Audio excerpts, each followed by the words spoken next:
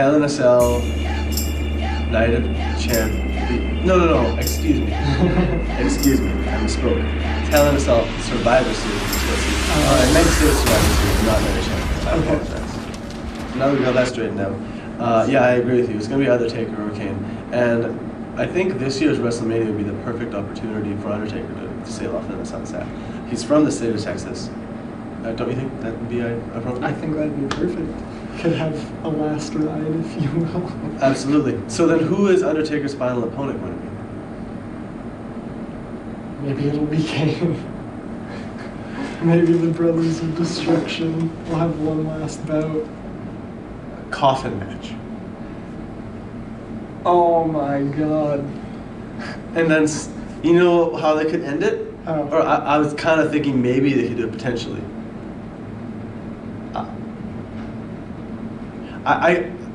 Maybe I'm really reaching here. I was thinking maybe they could somehow both fit into the coffin at the same time, but that's a bit of a reach.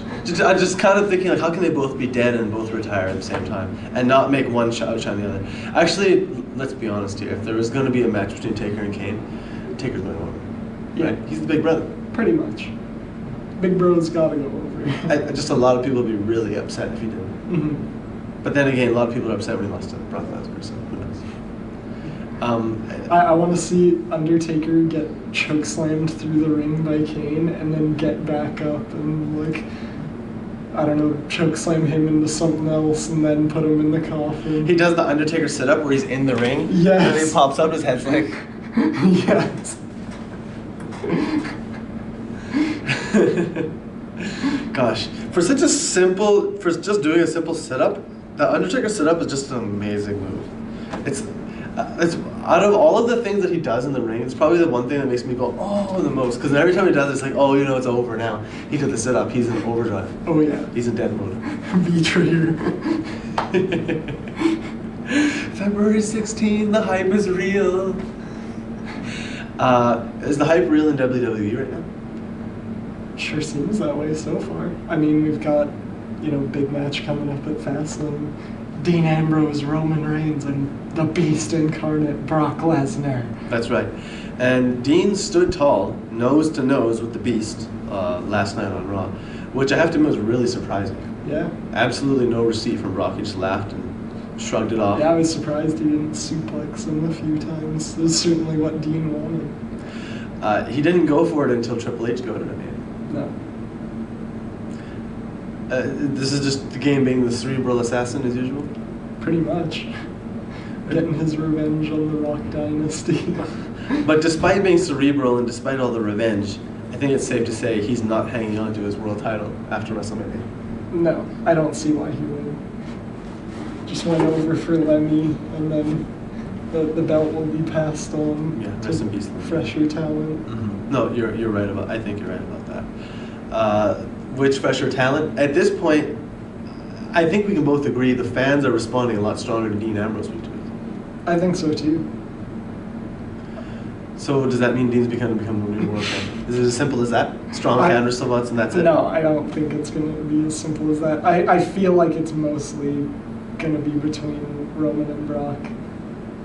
Like, Dean's certainly going to put up a hell of a fight in the match, but I'd be shocked if he went over. Well, I agree. Yes, I would be shocked as well. I think it just goes back to the fact, when we think about Royal Rumble last year, when the last time Brock was in a big-time triple threat match, or any kind of triple threat match, against John Cena and Seth Rollins, I think just from a kayfabe perspective, is John Cena above Roman and Dean? At this point, it seems like they're almost on the same level, even though John Cena has been gone for a while, so who knows what his kayfabe power level has become. I'm not sure, and I think you're right. They are more or less on the same level at this point. The reason why I brought that up was Brock defeated John Cena and Seth Rollins, and I think we can agree that John Cena and Seth Rollins are not below Brock Lesnar, below Dean Ambrose and Roman Reigns as far as booking and priority goes. So that being the case, I just don't see, just taking that in a historical perspective, I don't see any outcome where Brock doesn't win. How could he lose? The only way Brock could lose is with interference. And does that mean that he could also lose because who knows, they could, for a majority of the match, they both team up on him, and then, you know, one of them gets hit with a couple suplexes and an F5, and then the other one hits him with a finisher, and who knows what could happen in the triple threat match. I hadn't thought of that. Yeah, John Cena and Seth Rollins were not working together, but No. Dean and Roman certainly could. Yeah, and they'd be the smart. brothers. Yeah, and it would be in their best interest to do so. Mm-hmm. To just gang up on Brock and maybe, if possible, wear him down. But then in Royal Rumble, we saw like a lot of guys try to do that and it didn't work. No, it only took the entire Wyatt family. And they got eliminated twice, both of them. Yeah. And Rowan didn't do a single offensive move all night, just went in there and took a whole bunch of bumps. Got suplexed a lot. Probably was really happy about it too. Honestly, like, in all seriousness, I'm sure all the guys in the roster want to take that ride to Suplex City with Brock. It's a wild ride. Do you think AJ's in the back and like, hey Brock? How about you give me a suplex? You suplex me, I'll suplex you. Right. All right. All right. But in all seriousness, AJ Styles, the phenomenal one, has been more than all right. He's been great. Mm-hmm. Absolutely no misstep whatsoever. We've only seen 2 proper matches from him. You were talking about earlier tonight how much you enjoyed his match with Curtis Axel. Yes, and then there was a bit of a misstep in his finisher too. It's took a really Curtis difficult Axel finisher. A little bit to wrap his arms around. A finisher like that, take your time. Yeah, you're right. Even the, like, in all seriousness, as a fan, are you like? Does it really grind your gears that much that it was slow? No, Okay, just because not that much, but I feel like it took a little too long. it's going to take a while, just Yeah. until dudes take it a bunch of times. But You're right. in all seriousness, I have no problem with people cinching up a move, or even like you remember earlier in 2015 there was that pay-per-view. Forgive me, I forgot which one it was. And Cesaro was in a match. I believe he was in a match against New Day, and he's going to do a move. I think it was a tiger bomb or a tiger suplex, some sort of tiger move on Big E. It was the one where he does the double underhook, and I think it was a tiger bomb. Or whatever it was, the move where he double underhooks them, he's going to flip them over and hit them with the power bomb. But then he just bailed out of it because he was going to mess it up. Oh, Do you remember that? I don't think so. Okay, anyway, the point is, what I'm trying to get at is, I would much rather the wrestler just give up on a move or do a move really slowly rather than screw it up.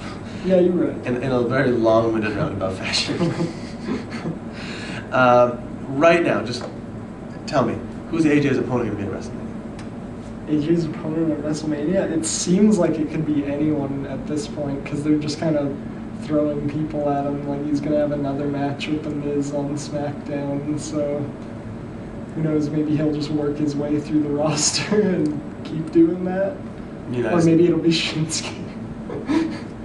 Well, he's already booked to face Sami Zayn. Oh yeah, that's at right. the I NXT forgot show. about that. That's his debut, and that's That's a good debut. they got to give him a little bit of time. Mm-hmm. Like, Just gonna throw him right into the largest event in sports entertainment. well, they threw AJ into the second largest event, Yeah, you're right. and he did good. Yeah. But that's the second largest event. It's not the biggest. No. In all honesty, do you really think AJ Styles would have, premiered with his match in WrestleMania against somebody? No, I don't No. think so. I think it's safe to say no. I don't. Has anyone ever premiered at WrestleMania? Not that I'm aware of. No, Like, I don't think so. Hideo Itami made his WWE main roster debut last year in the Andre the Giant Memorial Battle Royal. Mm-hmm. But aside from that, nobody's ever made their overall debut at WrestleMania. That's asking a lot. It's too special for that. Yeah.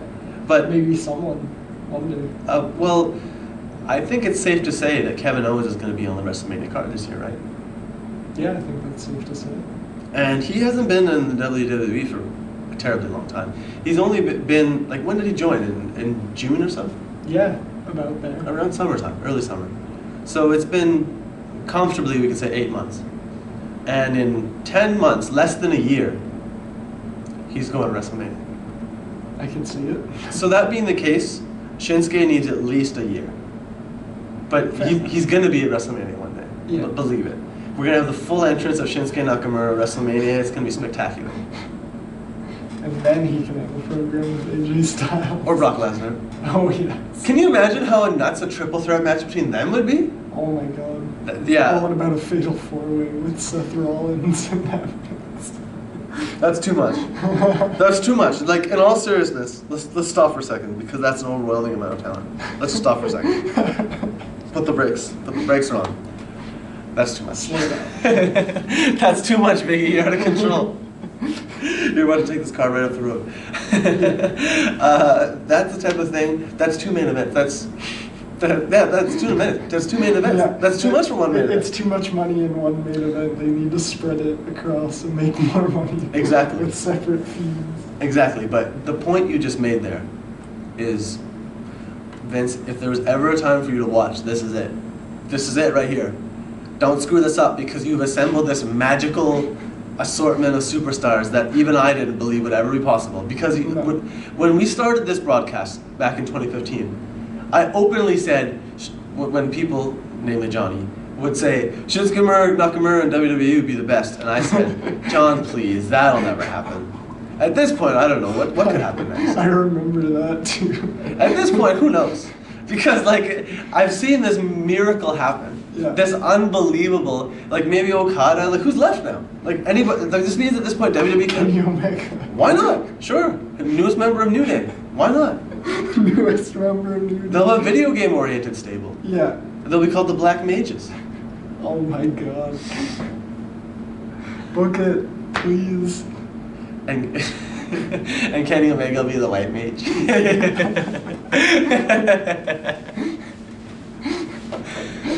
The healer Kenny Omega instead of the cleaner. The heel healer? Yeah. The first ever heel healer. Is there any other examples of like a villainous healer? I don't think so. No. No, I don't think so. Villainous gardener. Well, Poison Ivy from Batman. Yeah. I think that's about it. She's an eco-terrorist. Eco-terrorist. Yes, but we're just going back to that dream assortment of talents that we have.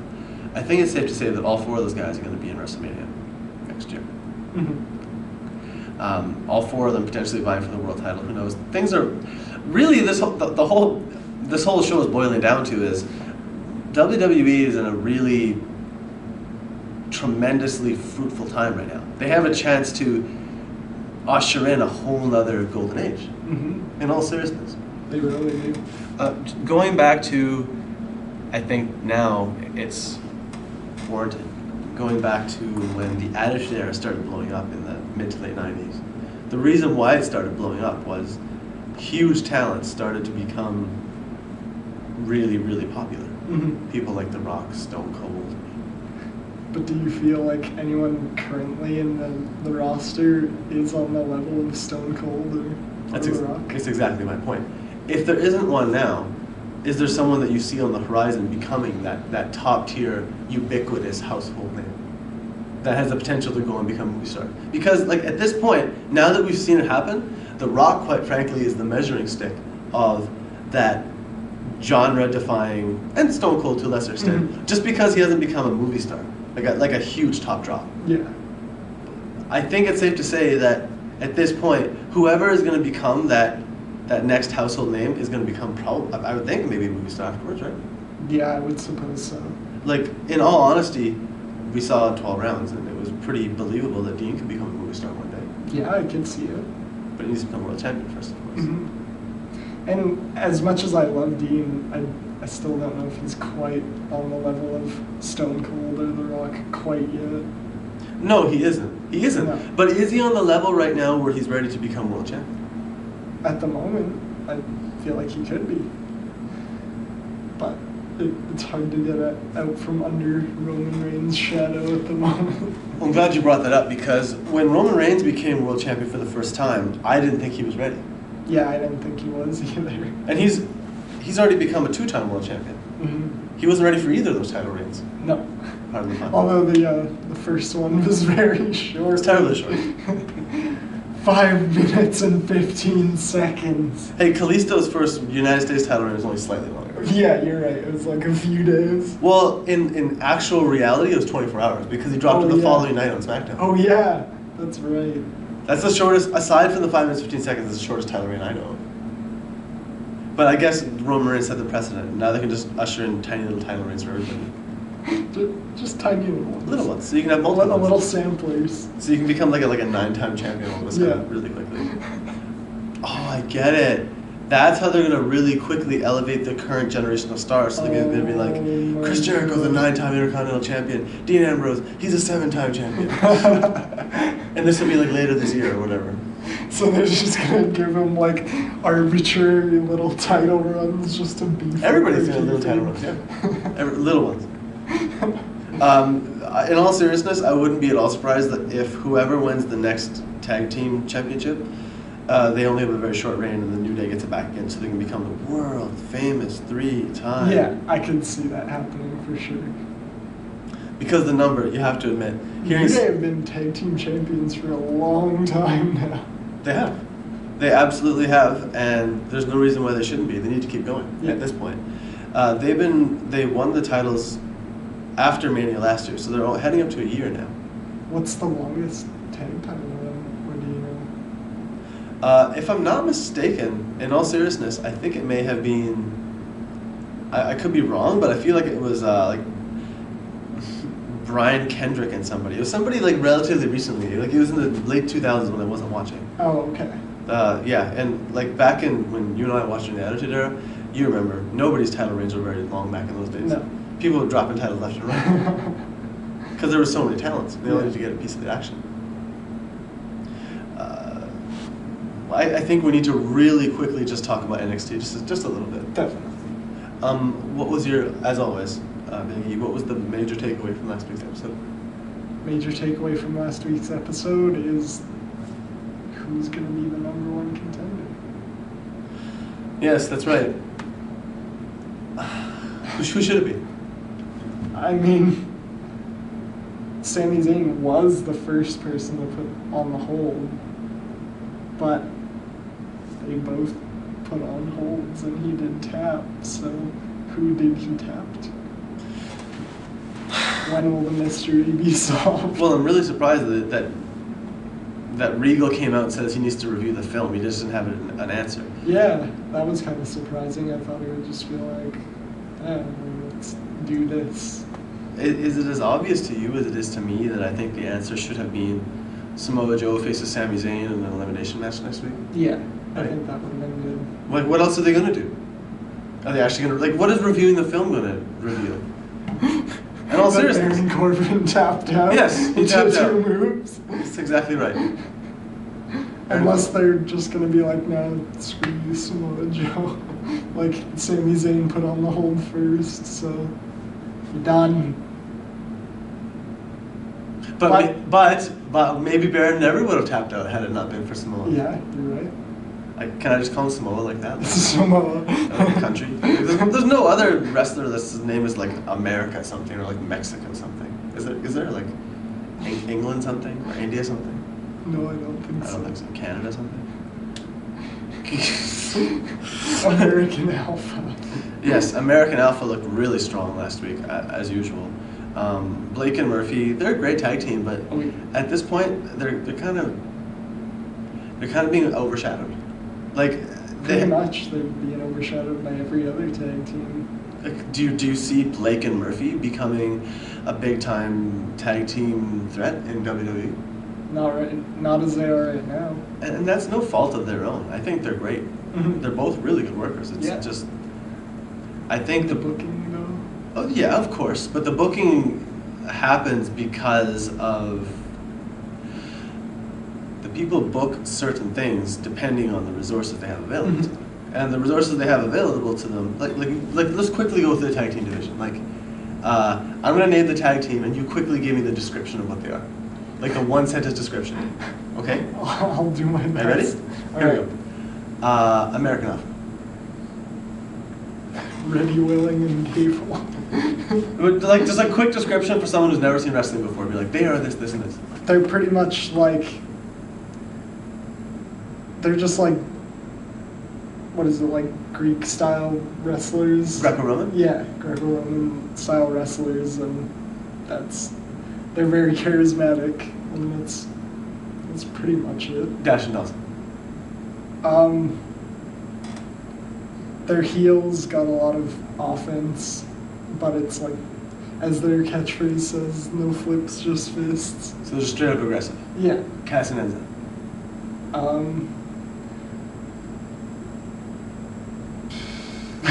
I'm trying to think of the right words to describe Just it. go for it. Well, like, they definitely have a good balance, as, you know, tag teams usually do when they have, like, one big guy and one little guy, because, you know, little guy can be all fired up and everything, and then usually the big guy uses the little guy as a weapon. Yeah, in many cases, Yeah. and they do. So what are Blake and Murphy then? Right? Yeah. That's my point. Yeah. It's like if for a tag team, like that's the formula to becoming a successful tag team. It's like one of them's Southern and one of them's Australian. Yeah, like that's right. Well, wouldn't that also make him a Southern? Because that would actually make him right. much more Southern. Yeah, you're right. I'm Southern American.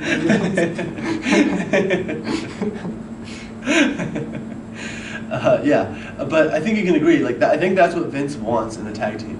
He wants a team that is definable and are characters and can become action figures and that sort of thing, are easily marketable. Like the Sell Usos. T-shirts. Yeah, like the Usos and New Day, they're like, you know, they're like comic book characters. Merchandise machines too. Yes, they are. Unfortunately, primetime players, like again, like the description check. One of those is a really big, strong guy, and one of those is like a shorter, strong guy. Yeah. And that's and it. they both like money. Yeah. Yes, then they like money. Oh, really? Like money? Oh, You know, did you know? I happen to like money. Making moves. And millions of scholars. Oh, did you hear Mauro Ranallo with that sick No. last week on SmackDown? Okay, last week on SmackDown, Titus O'Neil brought a bunch of children to the event.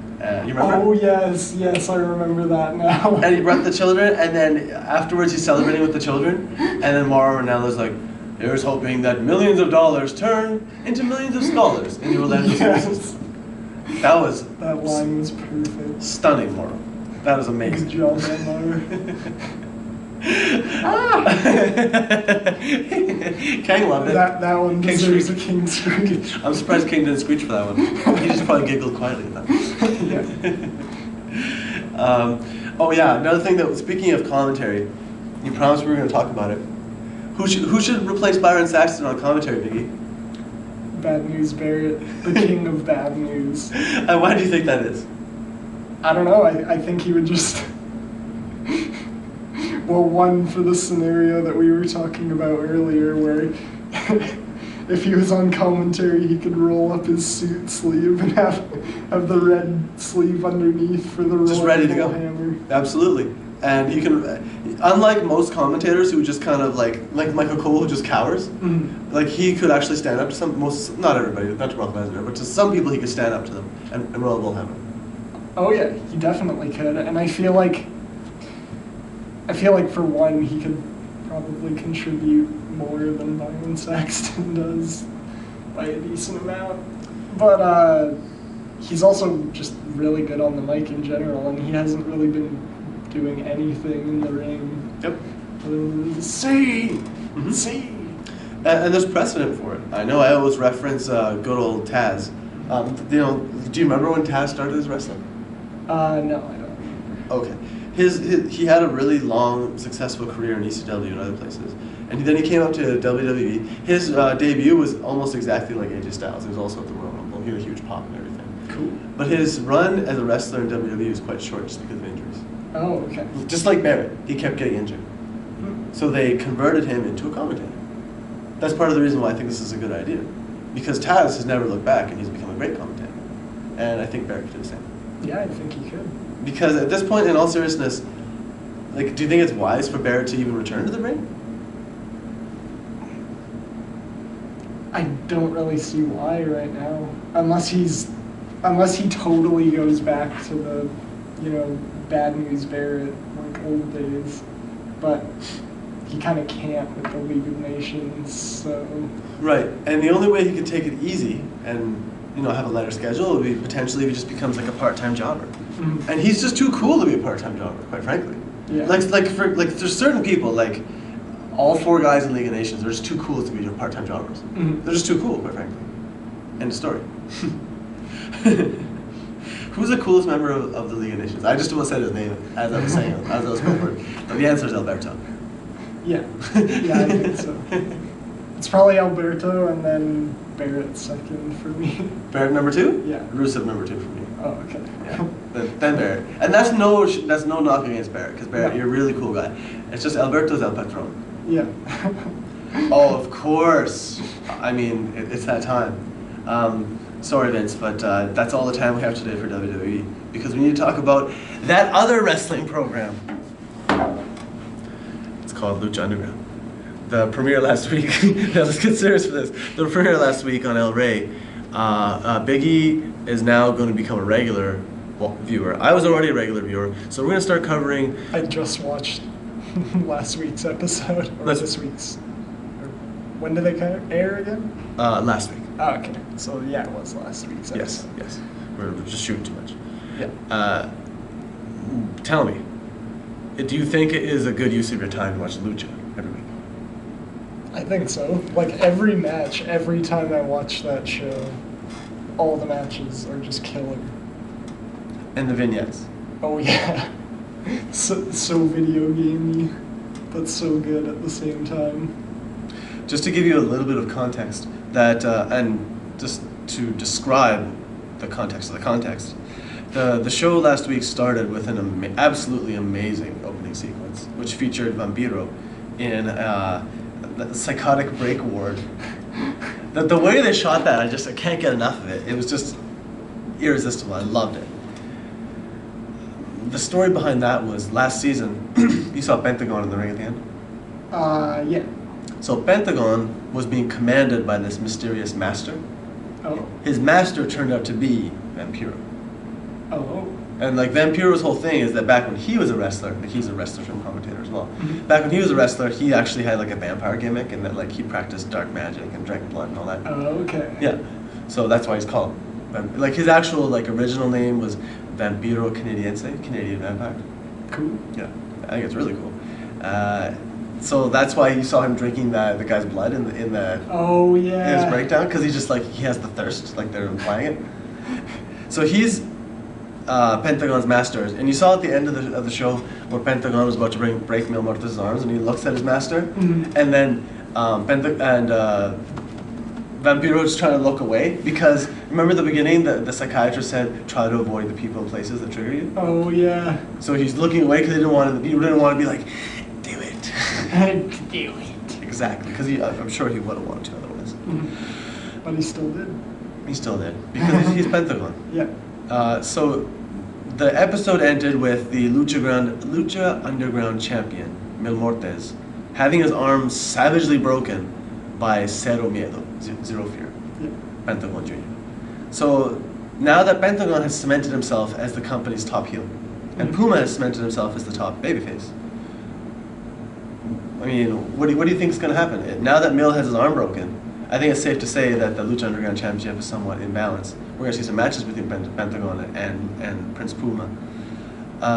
Is Mil Muertes going to be gone for the entire season just to come back at the end? I feel a feeling that's how it's going to go. Yeah, I mean, I can see that happening. Maybe he'll use his amazing dead regenerative powers and be back next week. Could be. That could happen as well. My arm actually feels better. Thank you. Or maybe he'll be like Kane, doing like the stomp on his like foot coming back. That amazing sequence doesn't get enough credit. Like I almost forgot about it until just now. that is doing the supernatural gimmick well. Yeah. Carrying away Kane and Undertaker to the playroom for an indeterminate amount of time and leaving the door open for them to wander home, that is not doing it well. Oh no, I forgot to pay the babysitter. Kane and Taker! Oh my god, they're gonna get... Oh! I gotta call you back. I didn't leave. Oh. I didn't leave the demon gate on the stairs. They got down. They're gonna get their fingerprints in the TV. Oh, those stupid brothers. They're just going to destroy everything. Those brothers. Talking about getting destroyed, that finishing move of King Cuerno. Talk about moves that you're never going to see in WWE, huh? Yeah, I know. It's like a tombstone, but even more double tucked. I know. Get really right in there and just hit with the tomb. Nice snug fit. Very, very snug, tight. It looks like a very comfortable finish. Yeah. As long as you're the perfect height. Otherwise... For real, the most comfortable finish would probably be the big end. Of course, it's the pillow finish. Yeah. It's the pillow finish. Like, in all seriousness, Chris Jericho called it the pillow finish. It's so good. Yeah, it does look very comfortable and fun. You know that your uncle and your daddy is going to keep it tight and keep you safe. Although one thing that does not look comfortable is getting splashed by Big E on the ring apron. You saw him take that awesome bump last night? Oh, where it just God. and just rolled off? Yeah. Or you more like pinwheeled off. He did it really well. He did pinwheel off, though. Yeah. For a 300-pound guy, he takes bumps like a champ. He does Kalisto type bumps. Mm-hmm. Hey, what did you think of that match between Rusev and Kalisto last night? Rusev and Kalisto? I mean, I thought it was okay. I felt like it was mostly just Kalisto going over Rusev, but... Towards the end, yeah. Yeah. I think what held it back from being a really spectacular match was the fact that Rusev is he's too huge to do the flippy stuff. Yeah, exactly. Like, because, as you I'm sure can appreciate, to do, let's say for example, if I want to hit you with a Hurricane Rana, it's not like I jump up there and actually flip you over with my legs. Yeah. Like, you are the one who does the flipping over. Yeah. And if you're good at flipping over, it's going to look sick. Like when Neville was doing it, it's like amazing. Rusev is like, he's just huge, and he doesn't flip over as quickly. No. That's all. There's no knock against him. It's just hard for a big guy to be able to really showcase a luchador's full aerial assault. I thought it. I mean, maybe it was just me. Maybe I'm being too critical, but I thought it looked a little silly when he did the Hurricane Rana into the barrier. Yeah. Because he kind of just Delayed like reaction. Yeah, he just like swing. Oh, I walk forward into the barrier now. Very slowly roll into the barrier. Yeah, exactly. Yeah. See, it's exactly what I'm talking about. But the booking of the match was really good. To get the count out win, it's believable. Mm-hmm. Rather than like another Salida del Sol, oh my god, this move is amazing. You Yeah, didn't beat anybody with it. You didn't beat Brock with it. Oh, he just reversed the F5 into Salida del Sol for the cover. Oh my. The Beast Incarnate, Kalisto. The dragon versus the beast.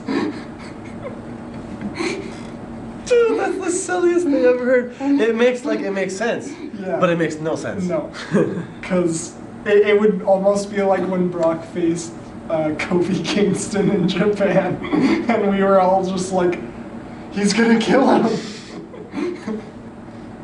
Yes. Or like when he got hands on Seth Rollins at Payback. Yeah. Just Seth going, I have a whole match, save me! The brutality. Yes. And I can't say it enough times a day. Get well, Seth. Seth, if you happen to be watching, get strong, buddy. Do it for us. Do it for the children. Yeah. And speaking of the children, don't you love how last night Nudie actually specifically said they do it for the babies Yeah. and the children? Yeah. And then they showed the kid dancing? Yeah. Made my night. The kid dancing was the highlight of WWE's program. It was. Yeah. So somebody's got to take care of the children when John Cena isn't around. It's really weird that it's New Day of all people. Well, You know, and to go Titus. from And Titus. Yeah, Titus makes sense because he just wants the children to have education and play sports and be fit. And New Day basically just thinks the children are booty and Kofi wants to fight them. Yeah, you're right. I will fight a kid! I'll fight any kid in here! He just jumps out of the ring, gives the kid a hurricane run onto the Kid doesn't know how to ring. take the bump at all. It's like, he doesn't take a Rusev bump really slow delayed Yeah. reaction. Kofi's like, you're exposing the business. Kofi. You're Yeah, I was just gonna say fired. Vince fires the kid. Yeah. We are on the same page, pal. 100%. Fucking shock and awe, thunder and lightning. I love it. Shall we take it home? Let's take it We over. might as well. Okay, so rapid fire this week. For question number one: Complete this sentence. My favorite WWE diva is Becky. because Because, I don't know. I just like the way she is in the ring, and I like, I guess her personality, I'd call it. okay, just her gimmick basically. Yeah, pretty much. The steampunk. Yeah. You love that steampunk. Yeah. I can't lie, it's a good gimmick. Mhm. Okay, next question. Again, we're playing finish that sentence. Okay. Here we go. My favorite big man in WWE is Mark Henry. because. He's the world's strongest man. It was a stupid because. I just wanted to hear you say it. Yeah. Yeah. Stay strong. Strongest man alive. Strongest man alive. Arnold Schwarzenegger said it last night in the program. And Arnold Schwarzenegger ain't no idiot. He's a governor. The governor. The actual physically strongest superstar on WWE's roster is. Braun Strowman. Yeah, I think you're right about that. Yeah. I think you're absolutely right about that. Who'd be number 2 behind Braun? Would it be Mark? I guess. Yeah, probably. Just because I'm Mark's like 20 years older than Braun. And Big E's got to be somewhere up there for sure. Yeah, and probably Cena as well. Yeah. That's probably the top, and I guess Lesnar. Yeah. Yeah, those 5 guys in the bench press competition, no problem. Oh my God. No problem. Or any type of weightlifting competition. Just stupid. The actual best high flyer in WWE today is. That's such a tough choice between Kalisto and Neville because they're both so good. Right there, yeah. Right there. I can't choose. Any Can't do it. day of the week, it's a coin toss. Yeah. Yeah, I have to agree with you there. And it's nice that at least Kalisto's getting a bit of a spotlight now. And unfortunately, Neville hasn't quite yet. But well, he was a Slammy Award winner, but and I guess that was kind of shocking. I mean, I didn't see that coming at all. Or No, even he didn't see it coming at all. No, it was a total shock. the Grammy Award winning Usos. In all seriousness, that was tremendous from WWE. They used the opportunity to just totally make fun of Lillian Garcia. Yeah. Like, not in a mean way at all. Just a lighthearted Yeah, way. they were just like, having good fun with it. I like when they do that though, when someone screws up, like, I don't know how I'm gonna tuck my legs between my legs.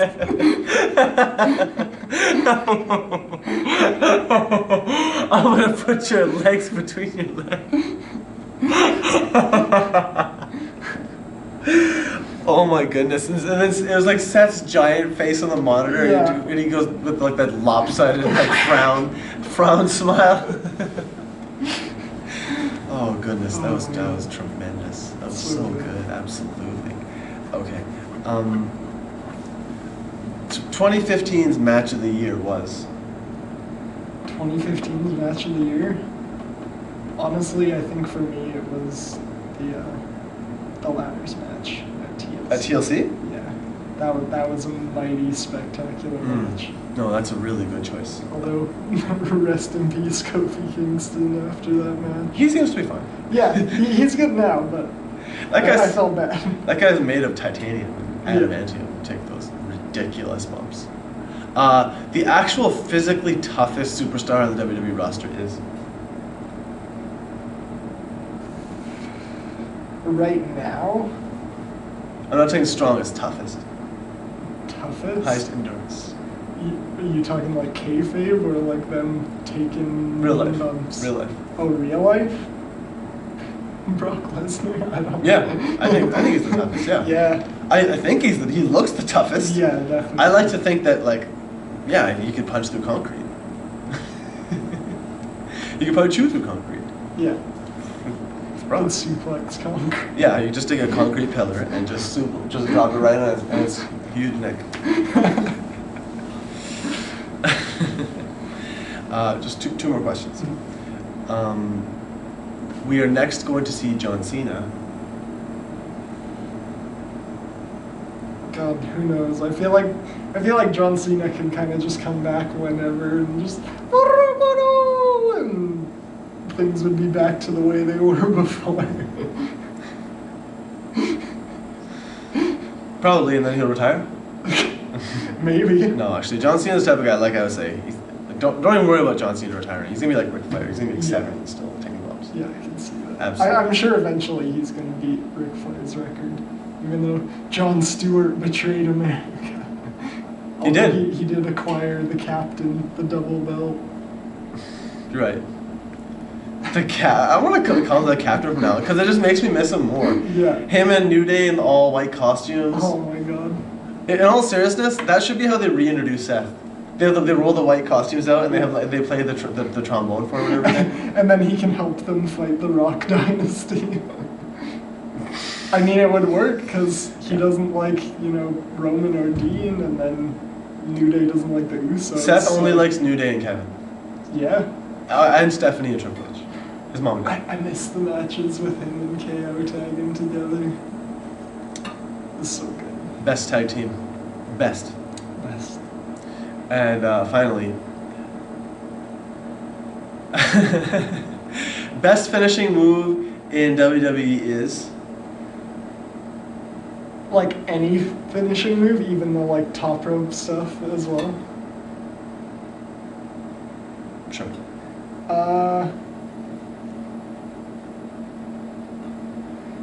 Well, I mean, that all depends on what your definition of best is. Your favorite? Well, my favorite? I honestly tend to like submission finishers more so. So The cross arm breaker? Yeah, I like the cross arm breaker. Sorry, I was meant to quite a list bit. on this one. Also, I mean, I do like the disarmer a lot. That's what. It looks terribly painful, yeah. I like Becky Lynch. So it's probably a toss up between those two. One of two arm breakers? Yeah. Arm bars, okay. I do like the sharpshooter though. That always has a soft spot with me.